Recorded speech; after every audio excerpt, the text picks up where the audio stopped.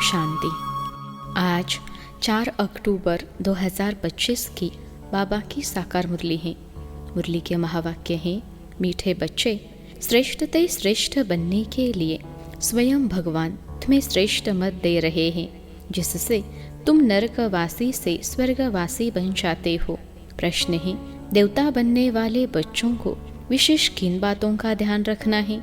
उत्तर है, कभी कोई बात में रूठना नहीं, शक्ल मुर्दे जैसी नहीं करनी है, किसी को भी दुख नहीं देना है। देवता बनना है तो मुख से सदैव फूल निकले। अगर कांटे व पत्थर निकलते हैं तो पत्थर के पत्थर ठहरे। गुण बहुत अच्छे धारण करने हैं, यहाँ ही सर्वगुण संपन्न बनना है। सजा खाएंगे तो फिर पद अच्छा नहीं मिलेगा। ओम शांति। नए विश्व व नई दुनिया के मालिक बनने वाले रूहानी बच्चों प्रति रूहानी बाप बेट समझाते हैं। यह तो बच्चे समझते हैं कि बाप आए हैं बेहद का वर्षा देने, हम लायक नहीं थे। कहते हैं, हे प्रभु, मैं लायक नहीं हूँ, मुझे लायक बनाओ। बाप बच्चों को समझाते हैं, तुम मनुष्य तो हो, यह देवताएं भी मनुष्य हैं, परंतु इनमें दैवी गुण है। इन्हों को सच्चा सच्चा मनुष्य कहेंगे। मनुष्यों में आसुरी गुण होते हैं तो चलन जानवरों मिसल हो जाती हैं। दैवी गुण नहीं है तो उसको आसुरी गुण कहा जाता है। अब फिर बाप आकर तुमको श्रेष्ठ देवता बनाते हैं। सचखंड में रहने वाले सच्चे सच्चे मनुष्य यह लक्ष्मी नारायण है। इन्हों को फिर देवता कहा जाता है। इन्हों में दैवी गुण है। भलगाते भी है, हे पतित पावन आओ, परंतु पावन राजय कैसे होते हैं, फिर पतित राजय कैसे होते हैं, यह राज कोई नहीं जानते। वह है भक्ति मार्ग, ज्ञान को तो और कोई जानता नहीं। तुम बच्चों को बाप समझाते हैं और ऐसा बनाते हैं। कर्म तो यह देवताएं भी सतयुग में करते हैं, परंतु पतित कर्म नहीं करते हैं। उनमें दैवी गुण है। छी काम न करने वाले ही स्वर्गवासी होते हैं। नरकवासी से माया छी काम कराती है। अब भगवान बैठ श्रेष्ठ काम कराते हैं और श्रेष्ठ मत देते हैं कि ऐसे छी काम नहीं करो। श्रेष्ठते श्रेष्ठ बनने के लिए श्रेष्ठते श्रेष्ठ मत देते हैं। देवता श्रेष्ठ है ना, रहते भी है नई दुनिया स्वर्ग में। यह भी तुम्हारे में नंबरवार पुरुषार्थ अनुसार जानते हैं, इसलिए माला भी बनती है। 8 की व 108 की करके 16,108 की भी कहे। वह भी क्या हुआ, इतने करोड़ मनुष्य है, इनमें 16,000 निकले तो क्या हुआ, 1/4% भी नहीं। बाप बच्चों को कितना ऊंच बनाते हैं। रोज बच्चों को समझाते हैं कि कोई भी विकर्म नहीं करो। तुमको ऐसा बाप मिला है तो बहुत खुशी होनी चाहिए। तुम समझते हो कि हमको बेहद के बाप ने एडॉप्ट किया है, हम उनके बने हैं। बाप है स्वर्ग का रचयिता, तो ऐसे स्वर्ग का मालिक बनने के लायक सर्वगुण संपन्न बनना पड़े। यह लक्ष्मी नारायण सर्वगुण संपन्न थे। इन्हों के लायकी की महिमा की जाती है। फिर 84 जन्मों के बाद न लायक बन जाते हैं। एक जन्म भी नीचे उतरे तो जरा कला कम हुई, ऐसे धीरे धीरे कम होती जाती हैं। जैसे ड्रामा भी चू मिसल चलता है ना, तुम फिर धीरे धीरे नीचे उतरते हो तो 1250 वर्ष में 2 कला कम हो जाती हैं। फिर रावण राज्य में जल्दी जल्दी कला कम हो जाती हैं। ग्रहण लग जाता है। जैसे सूर्य चांद को भी ग्रहण लगता है ना, ऐसे नहीं कि चंद्रमा सितारों को ग्रहण नहीं लगता है, सबको पूरा ग्रहण लगा हुआ है। अब बाप कहते हैं, याद से ही ग्रहण उतरेगा। कोई भी पाप नहीं करो। पहला नंबर है देह अभिमान में आना, यह कड़ा पाप है। बच्चों को इस एक जन्म के लिए ही शिक्षा मिलती है, क्योंकि अभी दुनिया को चेंज होना है। फिर ऐसी शिक्षा कभी मिलती नहीं। बैरिस्टरी आदि की शिक्षा तो तुम जन्म जन्मांतर लेते आए हो। स्कूल आदि तो सदा है ही। यह ज्ञान एक बार मिला बस। ज्ञान सागर बाप एक ही बार आते हैं। वह अपना और अपनी रचना के आदि मध्य अंत की सारी नॉलेज देते हैं। बाप कितना सहज समझाते हैं। तुम आत्माएं पाठधारी हो। आत्माएं अपने घर से आकर यहाँ पाड़ बजाती हैं। उनको मुक्ति धाम कहा जाता है। स्वर्ग है जीवन मुक्ति, यहाँ तो है ही जीवन बंध। यह अक्षर भी यथार्थ रीति याद करने हैं। मोक्ष कभी होता नहीं। मनुष्य कहते हैं मोक्ष मिल जाए, अर्थात आवागमन से निकल जाए, परंतु पार से तो निकल नहीं सकते। यह अनादि बना बनाया खेल है। वर्ल्ड की हिस्ट्री ज्योग्राफी हूबहू रिपीट होती है। सतयुग में वही देवताएं आएंगे, फिर पीछे इस्लामी, बौद्धी आदि सब आएंगे। यह ह्यूमन झाड़ बन जाएगा। इनका बीज ऊपर में है। बाप है मनुष्य सृष्टि का बीज रूप। मनुष्य सृष्टि तो है ही, परंतु सतयुग में बहुत छोटी होती है, फिर धीरे धीरे बहुत वृद्धि होती जाती है। अच्छा, फिर छोटी कैसे होगी? बाप आकर पतित से पावन बनाते हैं। कितने थोड़े पावन बनते हैं। कोटों में कोई निकलते हैं। आधा कल्प बहुत थोड़े होते हैं। आधा कल्प में कितनी वृद्धि होती है। तो सबसे शास्त्रीय संप्रदाय उन देवताओं की होनी चाहिए, क्योंकि पहले पहले यह आते हैं, परंतु और धर्मों में चले जाते हैं, क्योंकि बाप को ही भूल गए हैं। यह है एकच भूल का खेल। भूलने से कंगाल हो जाते हैं। भूलते भूलते एकदम भूल जाते हैं। भक्ति भी पहले एक ही करते हैं, क्योंकि सर्व की सद्गति करने वाला एक है। फिर दूसरे किसी की भक्ति क्यों करनी चाहिए? इन लक्ष्मी नारायण को भी बनाने वाला तो शिव है ना। श्री कृष्ण बनाने वाला कैसे होगा? यह तो हो नहीं सकता। राजयोग सिखलाने वाला श्री कृष्ण कैसे होगा? वह तो है सतयुग का प्रिंस। कितनी भूल कर दी है, बुद्धि में बैठता नहीं है। अब आप कहते हैं मुझे याद करो और देवी गुण धारण करो। कोई भी प्रॉपर्टी का झगड़ा आदि है तो उनको खलास कर दो। झगड़ा करते करते तो प्राण भी निकल जाएंगे। बाप समझाते हैं इसने छोड़ा तो कोई झगड़ा आदि थोड़े ही किया। कम मिला तो जाने दो, उसके बदले कितनी राजाएं मिल गई। बाबा बताते हैं मुझे साक्षात्कार हुआ विनाश और राजाई का, तो कितनी खुशी हुई। हमको विश्व की बादशाही मिलती है तो यह सब क्या है? ऐसे थोड़े ही कोई भूख मरेंगे। बिगर पैसे वाले भी पेट तो भरते हैं ना। मम्मा ने कुछ लाया क्या? कितना मम्मा को याद करते हैं। बाप कहते हैं याद करते हो, यह तो ठीक है, परंतु अभी मम्मा के नाम रूप को याद नहीं करना है। हमको भी उन जैसी धारणा करनी है। हम भी मम्मा जैसे अच्छा बनकर गद्दी लायक बने। सिर्फ मम्मा की महिमा करने से थोड़े ही हो जाएंगे। बाप तो कहते हैं मामी कम याद करो, याद की यात्रा में रहना है।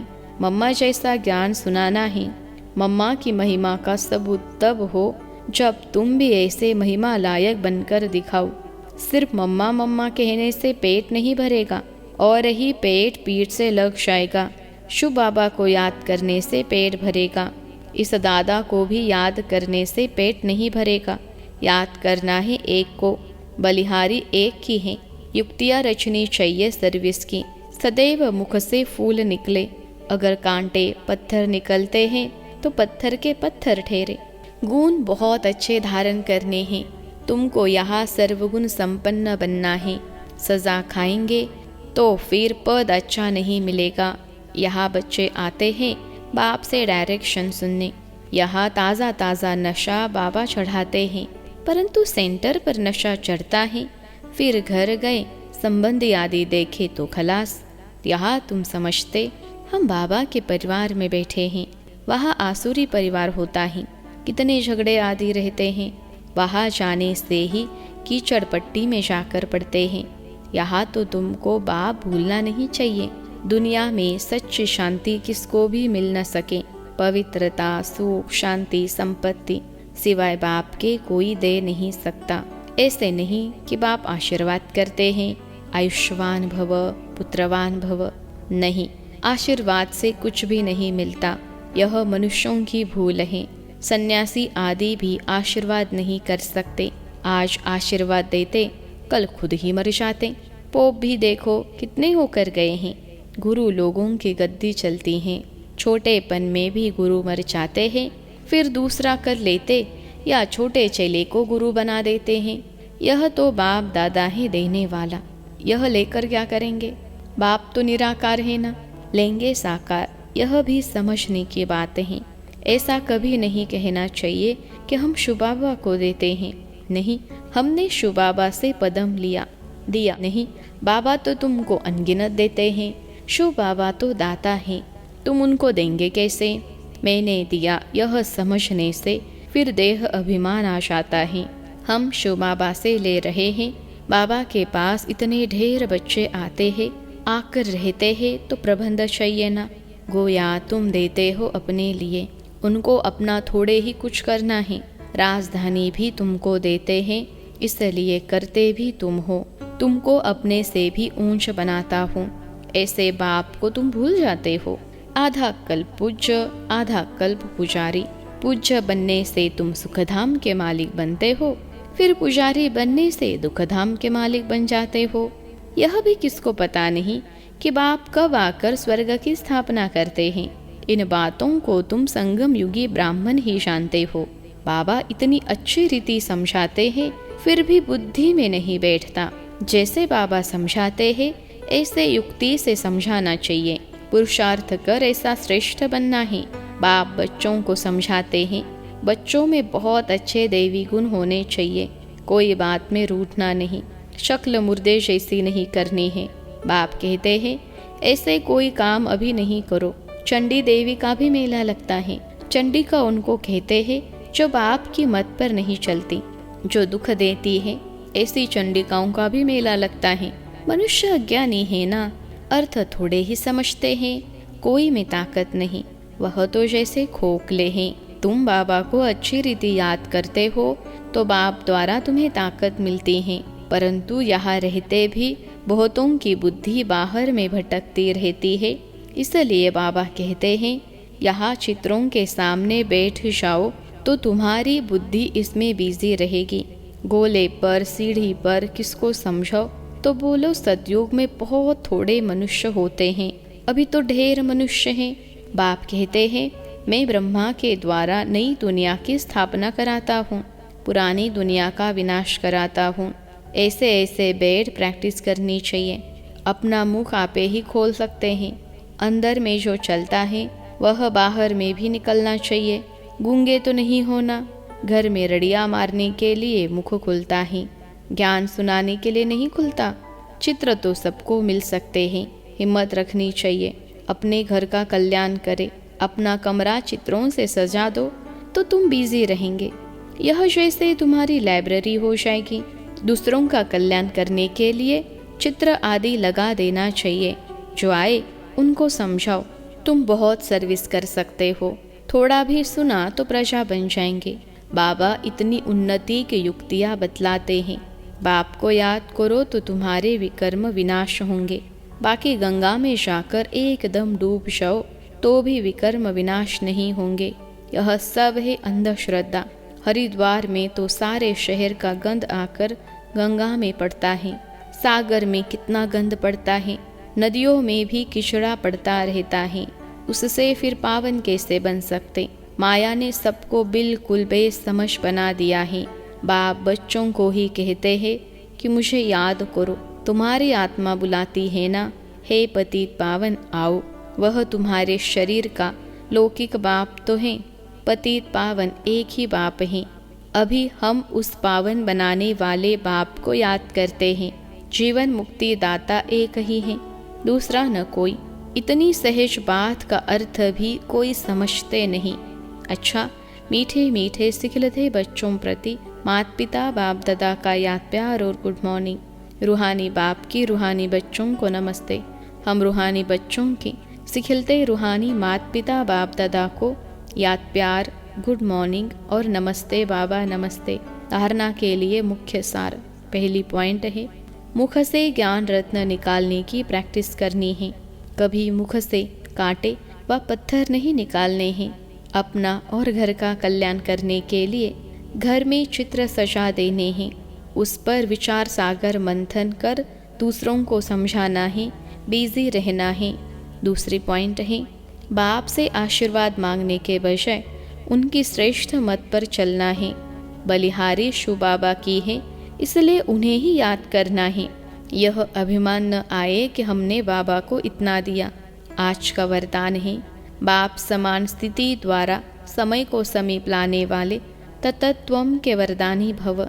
बाप समान स्थिति द्वारा समय को समीप लाने वाले ततत्वम के वरदानी भव। विश्लेषण है अपनेपन को मिटाना, अर्थात बाप समान स्थिति में स्थित होकर समय को समीप लाना। जहाँ अपनी देह में या अपनी कोई भी वस्तु में अपनापन है, वहाँ समानता में परसेंटेज है। परसेंटेज माना डिफेक्ट। ऐसे डिफेक्ट वाला कभी परफेक्ट नहीं बन सकता।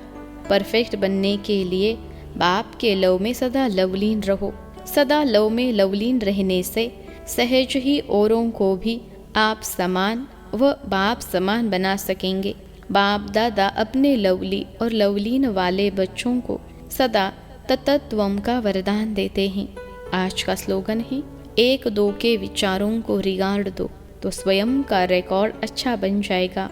एक दो के विचारों को रिगार्ड दो तो स्वयं का रिकॉर्ड अच्छा बन जाएगा। अव्यक्त इशारे। स्वयं और सर्व के प्रति मनसा द्वारा योग की शक्तियों का प्रयोग करो। मनसा सेवा के लिए मन बुद्धि व्यर्थ सोचने से मुक्त होना चाहिए। मन मनाभव के मंत्र का सहज स्वरूप होना चाहिए। जिन श्रेष्ठ आत्माओं की मनसा अर्थात संकल्प श्रेष्ठ और शक्तिशाली है, शुभ भावना शुभ कामना वाले हैं, वह मनसा द्वारा शक्तियों का दान दे सकते हैं। अच्छा, ओम शांति।